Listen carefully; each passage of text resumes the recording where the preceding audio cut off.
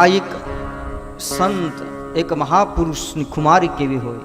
એ સિકંદર બાદશાહે એમના સેવકોને મોકલ્યા કે તમે જાઓ, એ ડાયોજિનિસને મારી પાસે બોલાવી આવો. ડાયોજિનિસ પાસે જાય છે. એ સંતને કહે કે બાદશાહ સિકંદરનું આમંત્રણ છે, તમને બોલાવે છે, તમે આવો. ડાયોજિનિસ તો એકદમ શાંત રીતથી અવધૂત સ્થિતિમાં બેઠા છે. તો કહે બાદશાહને જો કંઈ કામ હોય તો અહીં આવે, મારે બાદશાહનું કંઈ કામ નથી. બાદશાહ કંઈ કામ હોય તો અહીંયા આવે. સિકંદરને આ વાત જ્યારે મળી એમના સેવકો દ્વારા, ત્યારે એ ડાયોજિનિસને મળવા માટે આવે છે. અને જેવા ત્યાં આવે એટલે એની ઉપર જે પ્રકાશ પડતો હોય, અને ડાયોજિનિસે એને પૂછ્યું કે બાદશાહ સિકંદર કહાં જા રહે હો? તો કે હિન્દ કો લૂટને, દુનિયાને લૂંટવા માટે, જીતવા માટે.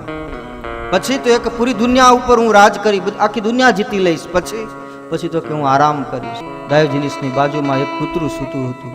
એની સામે ઈશારો કરીને કીધું કે બેવકૂફ, આરામ કરના ભી નહીં જાનતા. તારે એટલું બધું લડાઈ કરવી, દોડવું, રાત દિવસ દોડી, યુદ્ધ કરવી, કેટલી હિંસા કરી, અને આખીર આ બધું કરીને છેલ્લે તારે આરામ જ કરવો છે. તો અત્યારે તું આરામ કરી જા.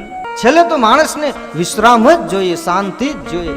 માણસ ગમે તેટલો દોડે, પણ જ્યારે આરામ કરે, સ્થિર થાય, ત્યારે જ એને આરામની પ્રાપ્તિ થાય છે, શાંતિ મળે છે.